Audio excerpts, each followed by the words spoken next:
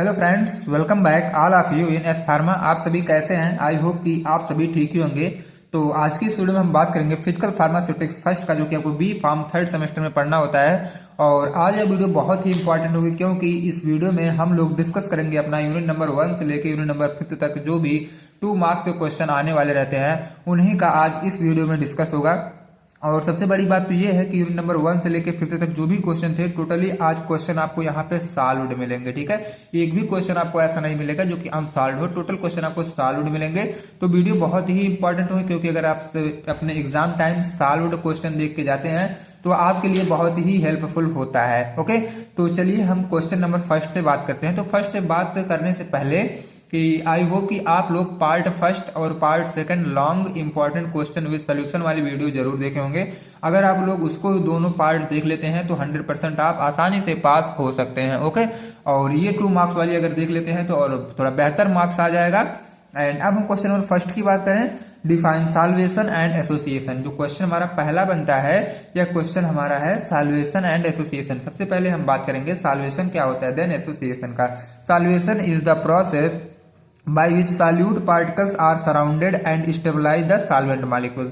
Solvation हमारी एक ऐसी प्रोसेस है जहां पे सॉल्यूट पार्टिकल्स जो हैं ये घिरे होते हैं, ठीक है, और स्टेबलाइज बाय सॉल्वेंट मॉलिक्यूल्स। और ये क्या करते हैं, हमारे सॉल्वेंट मॉलिक्यूल्स को स्टेबल कर देते हैं through intramolecular interaction. Intramolecular interaction के हेल्प से हमारे सॉल्वेंट मॉलिक्यूल्स को, जो हमारे सॉल्यूट पार्टिकल्स होते हैं, वो स्टेबलाइज कर देते हैं। इनको हम बोलते हैं सॉल्वेशन। ओवरऑल सॉल्वेशन में हमारा क्या होता है, यही जानो कि सोल्यूशन बनता है। जहां पे सॉल्वेंट और सॉल्यूट आपस में मिलते हैं तो सोल्यूशन बनता है, और उसी से रिलेटेड हमारी प्रोसेस होती है हमारे सॉल्वेशन में भी। ठीक है, एंड अब देखो एसोसिएशन में क्या होता है, उसी से कोरिलेट करके आपको सारी टॉपिक मिलेंगी।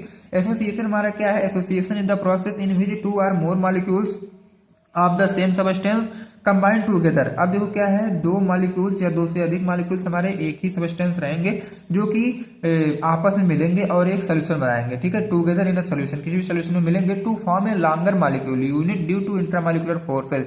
और जब जाहिर सी बात है, जब 2 चीजें मिलेंगी तो आपस में थर्ड चीज बनेगी, बड़ी बनेंगी, और वही जो बड़ी चीजें बनती है उन्हीं को हम लोग बोल देते हैं एसोसिएशन। मतलब इंट्रामॉलिक्यूलर फोर्स ऑफ अट्रैक्शन की वजह से वो बधी हुई होती है। ठीक है, तो उनको हम बोलते हैं एसोसिएशन। अब हम लोग सेकंड की बात कर लेते हैं। क्वेश्चन नंबर सेकंड जो हमारा आता है, define the term eutectic mixture with an example. अब यूटेटिक मिक्सचर क्या होता है, उस टर्म को हमें डिफाइन करना है एग्जांपल के साथ। ठीक है, तो ये eutectic mixture is a mixture of 2 और मोर सॉलिड। ये क्या है, यूटेटिक मिक्सचर जो हमारा होता है 2 या 2 से अधिक सॉलिड का जब हम मिक्सचर करते हैं, when mix in a specific proportion, specific proportion में दोनों को मिक्स करना होता है। ठीक है, melt at a lower temperature than the melting point of each individual component. अब जो हम दोनों चीजों को ऐड किए थे, तो मान लो एक का ये मेल्टिंग पॉइंट इसका 70 है, इसका 80 है। ठीक है, लेकिन जब ये दोनों आपस में ऐड हो गए तो दोनों का मेल्टिंग पॉइंट घर के 50 आ गया। ठीक है, यही हमारा यूटेटिक मिक्सचर होता है। ठीक है, अब एग्जांपल की बात करें, जैसे कैम्फर प्लस मेंथॉल है, और copper sulphate camphor plus phenol भी होता है। ठीक है, ये सब हमारे यूटेटिक मिक्सचर के कुछ एग्जांपल हैं। जैसे कि अगर दोनों को मिक्स कर दिया जाए तो उनकी मेल्टिंग पॉइंट घट जाती है, उन्हीं को हम बोल देते हैं यूटेटिक मिक्सचर। ठीक है, एंड अब हम क्वेश्चन नंबर 3 की बात करें तो व्हाट इज वेपर प्रेशर। ये वेपर प्रेशर क्या होता है, तो वेपर प्रेशर की डेफिनेशन की बात करें तो vapour pressure is the pressure exerted by vapour molecules of over a liquid. Sorry friends, यहाँ पे लिपिड लिख दिया गया है, ओवर ए लिक्विड रहेगा।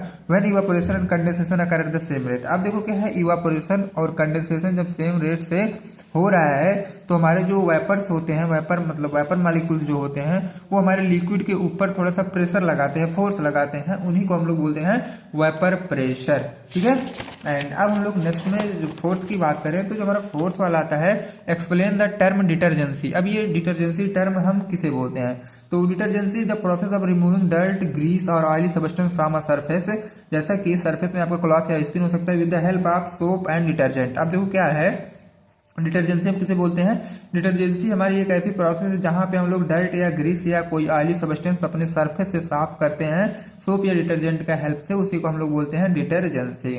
ठीक है, अब क्वेश्चन नंबर 5 की बात करें तो क्लासिफाई सर्फेक्टेंट्स विथ एग्जांपल। ये सर्फेक्टेंट क्या होते हैं, एग्जांपल के साथ आपको बताने हैं। ठीक है, तो क्लास इधर लिखा गया है और एग्जांपल इधर लिखे गए हैं। अब देखो पहला जो है सरफेस एक्टिव एजेंट, जैसे कैटायनिक और नॉन आयनिक, ये सब क्वेश्चन में लॉन्ग वाली वीडियो देखे हुए तो बहुत ही डिटेल में ये सारे क्वेश्चन को डिस्कस वहां पे किया गया है। तो उस वाली वीडियो को आप लोग मिस ना करिएगा, मैं तो यही कहूँगा, ठीक है। अब देखो क्लास में जैसे फर्स्ट आपका आता है सर्विस एक्टिव एजेंट में, जैसे कैटायनिक है, नॉन एनायनिक है। एग्जांपल की बात करें तो बेंजलकोनियम क्लोराइड है और पॉलीऑक्सीथाइलिन है, ठीक है। इनके ये नॉन आयनिक किए हैं, कैटायनिक किए हैं। अब हाइड्रोफिलिक क्लोराइड्स में जैसे कि हमारे पहला और दूसरा की बात करें तो सेमी सिंथेटिक है, और सेमी सिंथेटिक में हमारा एग्जाम्पल है मेथिल सेलुलोज, और नेचुरल में हमारा एग्जाम्पल जो आता है अगार, पैक्टिन और ल्यूथिन आता है, ल्यूसिथिन आता है फ्रेंड्स, ठीक है। अब हम थर्ड की बात करें तो फाइनली डिवाइडेड सॉलिड में जैसे कि कोलाइडल क्ले है और मेटालिक हाइड्रोक्साइड है। तो कोलाइडल क्ले में हमारा बेंटोनाइट आता है, मेटालिक हाइड्रोक्साइड में हमारा एल्युमिनियम हाइड्रोक्साइड आता है, ठीक है। एंड अब हम लोग 6 की बात करें तो 6 में जो हमारा आता है list out the various methods use for determining protein binding. अब देखो क्या है प्रोटीन बाइंडिंग में आपको क्या है कुछ लिस्ट बनाना है, list out the various method, वैसे बहुत से मेथड आते हैं ना, उन्हीं की आपको लिस्ट बनाना है। जैसे कि पीएच टाइट्रेशन मेथड है, डिस्ट्रीब्यूशन मेथड है, सॉल्युबिलिटी मेथड है और स्पेक्ट्रोस्कोपी मेथड है, ठीक है। इन सारों का हमें क्या करना है, बना देना है लिस्ट, और कुछ वहां पे नहीं करना था। अब देखो क्या है क्वेश्चन नंबर 7 जो आपका आता है डिफाइन चिलेट्स कंपाउंड। ये चिलेट कंपाउंड क्या होता है। अब एग्जाम्पल की बात करें तो chelate compound, sorry friends, definition की बात करें तो एक chelate compound is a coordination compound in which a metal ion is bonded to a ligand to at 2 or more sides forming a ring like structure. Chelate compound हमारा ऐसा compound होता है जो कि मेटल आयन से हमारा add होता है और किसी न किसी बॉन्ड के हेल्प से, उन्हीं को हम लोग बोलते हैं चिलेट कंपाउंड, ठीक है। और अब हम क्वेश्चन नंबर 8 की बात करें तो डिफाइन बफर कैपेसिटी। ये बफर कैपेसिटी क्या होता है।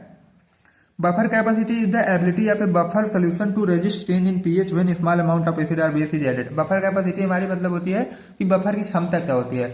जैसे 1 लीटर यहाँ पे एसिड मतलब कोई पानी रखा हुआ है, कुछ भी रखा है, अब हम उसमें कितना अपना बफर ऐड कर रहे हैं कि कहाँ तक वह उसके सोल्यूशन की पीएच को चेंज होने से रोक पा रहा है, ठीक है। तो उसी को हम लोग बोलते हैं कैपेसिटी, उसका बफर कैपेसिटी मतलब कितना हम लोग ऐड कर रहे हैं ताकि वहां तक वो रोका है, तो इन्हीं को हम बोलते हैं बफर कैपेसिटी।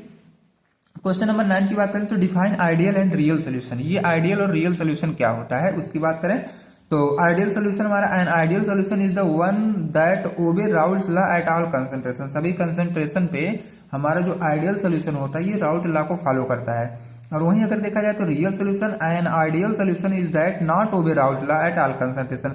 सभी कंसंट्रेशन में हमारे जो रियल सोल्यूशन होते हैं वो राउल्ट लॉ को ओबे मतलब फॉलो नहीं करते हैं, ठीक है। तो अगर 2 मार्क्स का आता है तो इतना आप लोग लिखिएगा, बाकी 7 मार्क्स के और 10 मार्क्स के अकॉर्डिंग मैं आपको लॉन्ग वाली वीडियो में जरूर कवर किया हूँ, ठीक है। वहां से आप लोग जरूर देखिएगा। और अगर आपको इन सारे का क्या करना, आपको अगर पीडीएफ नोट्स भी चाहिए तो आप टेलीग्राम ग्रुप और व्हाट्सएप ग्रुप दोनों को ज्वाइन करना ना भूलें, जहां पे आपको free of cost note provide की जाती है। और अगर वीडियो पे पहली बार है तो वीडियो को लाइक और चैनल को सब्सक्राइब भी कर दें, ओके। अब हम लोग क्वेश्चन नंबर 10 की बात करते हैं। जो हमारा क्वेश्चन नंबर 10 आता है वह right A short note on liquid crystal. अब देखो ये लिक्विड क्रिस्टल पे आपको शॉर्ट नोट लिखना है, ठीक है।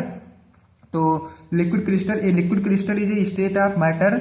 ये भी हमारा क्या है, एक मैटर का ही स्टेट होता है।